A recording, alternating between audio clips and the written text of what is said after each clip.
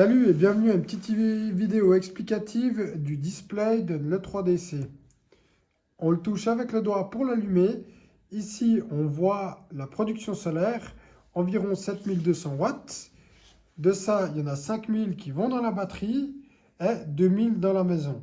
Et dans le réseau, c'est plus ou moins zéro, hein. Ça va varier un petit peu en fonction du temps de réaction de la batterie ou de l'installation photovoltaïque. Mais ça va tout le temps rester en dessous de 500 watts tant que l'installation va produire plus que ce que la maison, elle consomme. Après, depuis là, vous avez deux possibilités. Ou vous allez dans le menu principal qui vous donne l'accès à tous les différents points du système, ou depuis la page d'accueil, vous pouvez directement cliquer par exemple sur le solaire qui va vous amener sur les informations qui sont importantes pour le solaire. Comme là, quelle est la puissance active, réactive, hein, et la puissance apparente. C'est pas forcément très intéressant, mais là, si on descend d'un étage, on arrive sur notre tension qu'on a du système, hein, courant alternatif. Ça veut dire qu'est-ce qui va dans le réseau électrique. Donc là, on voit, on est plus ou moins à 230 sur nos trois phases et plus ou moins à 3 ampères sur chaque phase. Ça peut se modifier en fonction de ce que vous consommez dans la maison. Vous voyez ici, ça fait, alors là, 1, ça va vous donner pour le premier les ampères, 2 et 3, ça vous donne chaque fois les ampères pour la phase concernée. C'est possible que vous ayez des traits différents, comme on aura au suivant. Voilà. Là, on a la tension DC, hein, des panneaux photovoltaïques. On a deux champs de panneaux, donc on a deux tensions différentes. Encore une fois, ici, à 397 volts et au deuxième, à 310 volts. Vous avez l'affichage. La même chose ici avec les ampères, 4 ampères et 18 ampères, parce qu'ici, on a un côté nord et puis un côté sud. Et le côté sud, il y a deux installations en parallèle. Après, là, on voit la production. Donc, pour le premier, on a environ 6000 watts de production. Et pour le deuxième, environ 1500 watts de production. Donc, actuellement, pour plus ou moins le même nombre de panneaux, le côté sud produit 2 fois plus que le côté nord. Maintenant, on va retourner dans notre menu. On peut aller dans la batterie. Encore une fois, depuis le display principal ou bien depuis ici le menu, on va dans la batterie. Les réglages, si vous voulez, vous pouvez aller voir à l'intérieur pour ouvrir, fermer les disjoncteurs et ce genre de choses. Mais là, je vous conseille plutôt de absolument rien faire. Vous pouvez voir par contre le courant qui va dans la batterie et la tension de la batterie, ainsi que sa température. Donc, sinon, on peut aller sur l'aperçu pour ces données que je viens de vous dire et encore un petit peu plus. Par exemple, le nombre de modules, le nombre total de cycles de charge et décharge, les tensions. C'est plus de l'informatif que vraiment quelque chose que vous devriez aller modifier. Donc, pour le wattmètre, ici, dans l'aperçu, on voit la puissance des différentes phases. Dans les réglages, encore une fois, c'est simplement le réseau qui a les phases. Ici, vous n'avez rien à modifier non plus.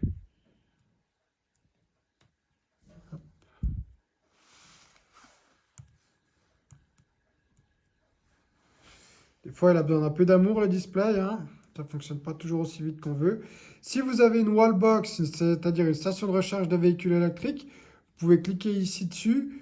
Vous avez des informations, des réglages et tout ça. Ici, on n'en a pas. Mais ça vous donne qu'est-ce qui part à l'intérieur.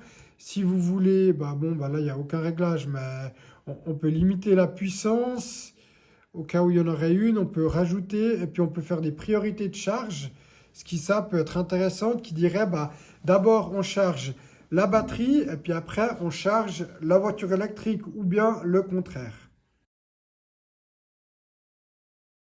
Donc là, on retourne dans le menu principal. Donc là, on a le système d'alimentation d'urgence. Ça, c'est les réglages qui sont relativement importants. Donc, on clique dessus. On va voir dans les réglages. Et là, on voit qu'on a le système d'alimentation d'urgence qui est sur 1.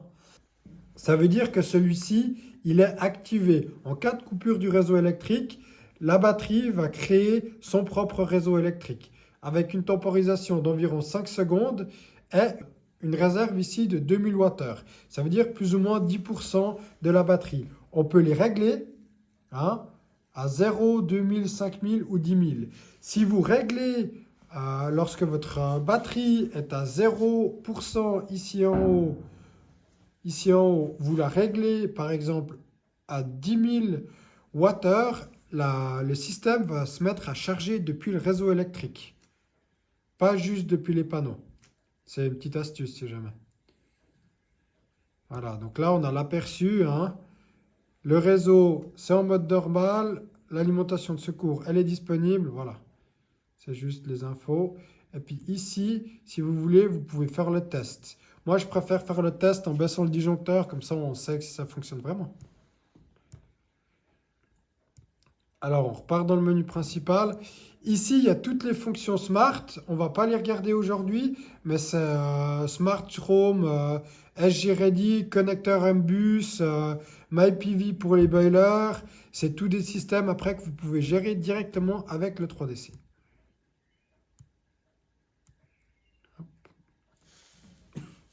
La même chose ici avec les systèmes, c'est simplement l'aperçu du système.